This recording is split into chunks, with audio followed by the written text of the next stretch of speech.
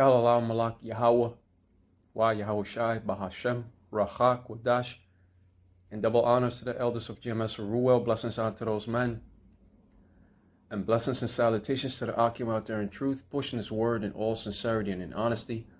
With that being said, Shalom Israel, Barakatah. Today's lesson, the Conscription Demand.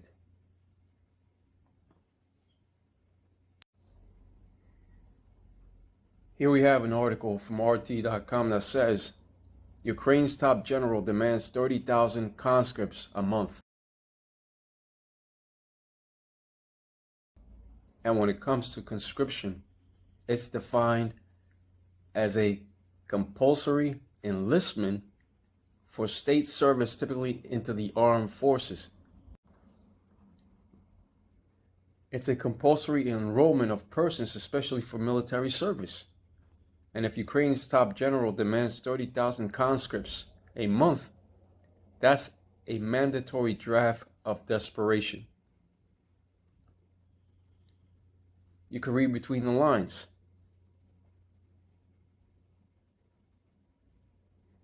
You could see by the things that are said that they are in need of soldiers. Further reading says, the step is necessary to withstand Russian pressure on the battlefield, according to Alexander Sersky. So it's basically a mandatory draft of desperation. Ukraine's commander-in-chief, Alexander Sersky, has said Kyiv must mobilize 30,000 soldiers every month to sustain resistance against the Russian army. He also highlighted the growing disparity between the military capabilities of the two countries. In an interview published on Wednesday by the Ukrainian outlet LB.ua, Sersky claimed that Russia can mobilize up to 5 million trained and experienced troops with a total potential force of 20 million. He emphasized this gap to underscore the urgency of continued mobilization by Ukraine amid the mounting battlefield pressure. Ukraine seeks a mandatory draft due to the overwhelming numbers of the Russians. So it's basically a plea of desperation due to the mounting battlefield pressure that Ukraine now has. Those 30,000 soldiers that Ukraine seeks to add a month will only add to the cannon fodder. Those 30,000 soldiers that Ukraine seeks to add monthly shall be merely material to be expended in war. If Ukraine has not beaten Russia by now and seeking to add 30,000 soldiers per month, what makes you think that Ukraine shall be victorious in the long run against a potential force of 20 million? When it comes to the US media, it cannot be trusted on what they say about the status of the war in Ukraine. They lie about everything. That's why we go to outside sources. Ukraine is demanding a new forced mandatory draft in order to save what's left of a dying Ukraine. That's why a mandatory draft of 30,000 soldiers per month is being demanded due to the Russians annihilating them. You see? But with all that death, the virgin shall mourn. Let's go over to that scripture.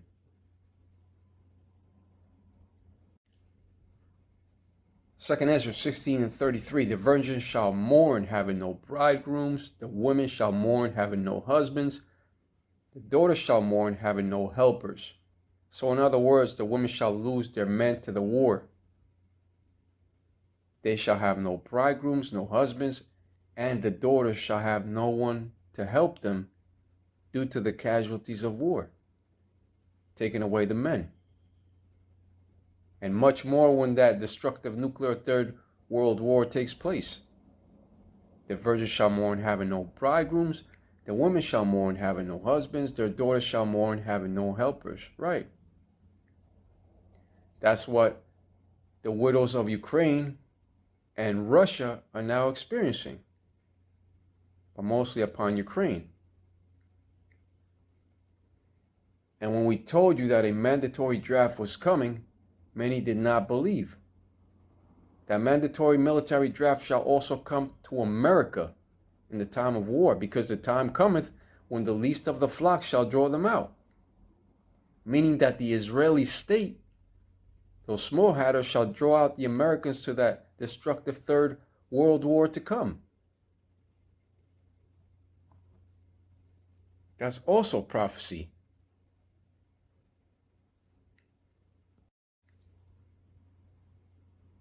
Second Esdras 16:34.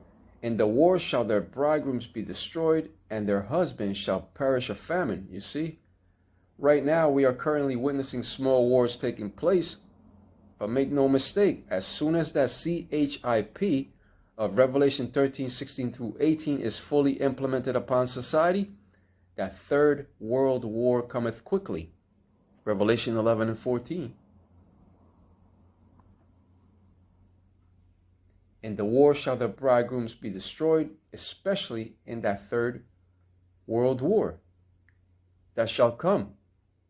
And on the day of that greater destructive war, no soldier will come home. And many women shall mourn over the deceased husbands.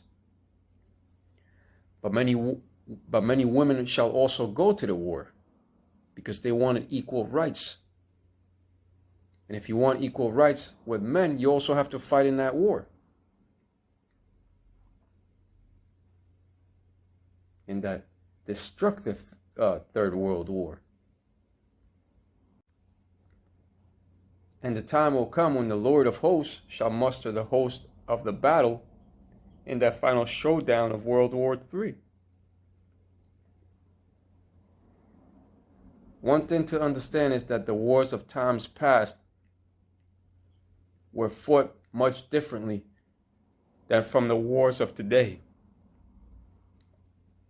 Now with a push of a button, missiles are launched and thousands are dead in a single strike, you see? With that being said, let me go over to that scripture of Isaiah 9:5. It's been a while since I've touched on that scripture. Let's go over to Isaiah 9:5, which says the following.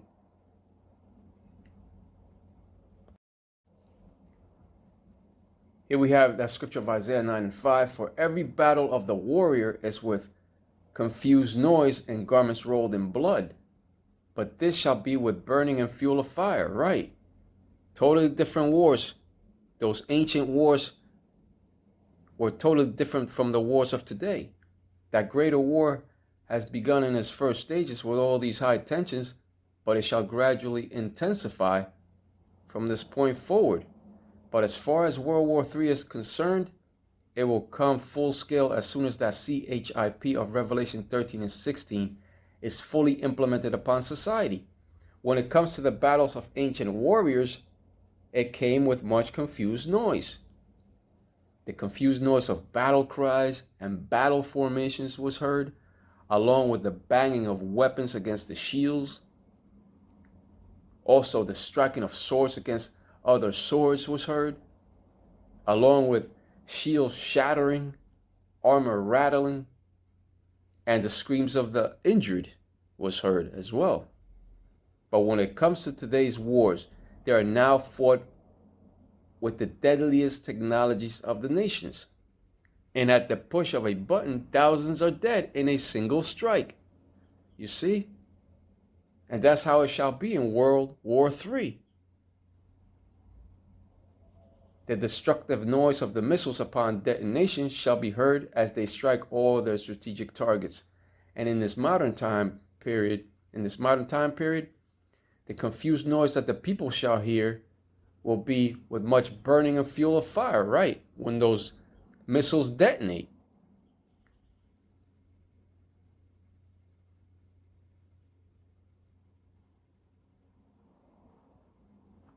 Let's go over to Isaiah 13 and 4.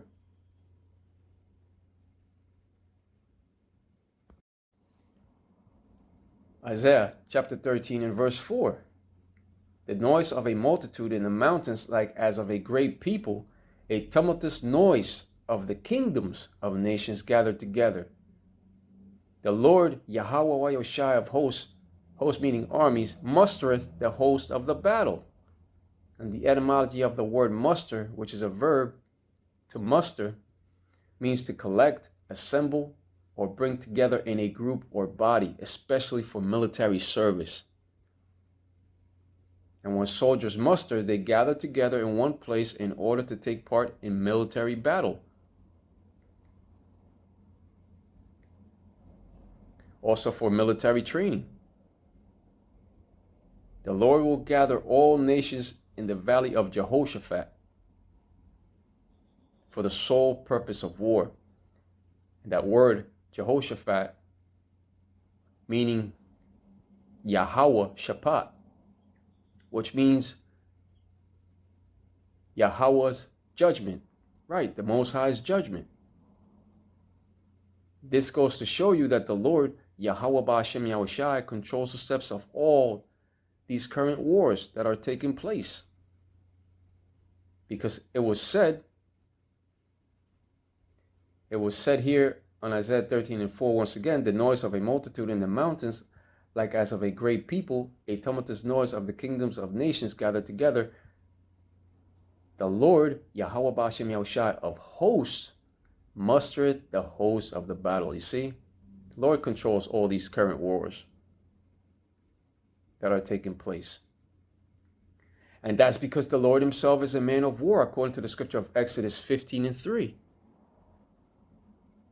But as far as this current war between Zelensky and Putin goes, it has continued in hopes to weaken the Russians in the long run. That's why they placed those sanctions upon the Russians, hoping to weaken them. But those sanctions failed to weaken them, and now they are stronger than ever.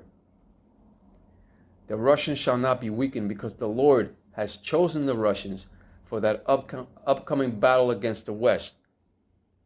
And the Lord shall utilize the Russians to destroy modern-day Babylon the Great. It shall become desolate without inhabitants. Jeremiah 51 and 29. The Russians are destined to go back to that old Soviet Union mentality and to gather and restore those territories of theirs in the process. You see, they shall go back to that old Soviet Union mentality. And you could already see it.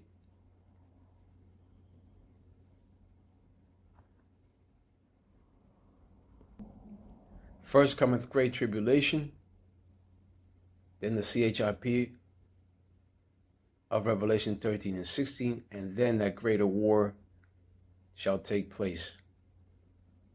And that greater war cometh quickly. But with that being said, Ka'alam Malak Yahweh, Wa Yahushai, Bahashem, Racha, Qudash, and double honors to the elders of Jemas Ruel, blessings unto those men, and blessings and salutations to the Akim out there in truth, pushing his word in all sincerity and in honesty. With that being said, Shalom Israel, Barakatah.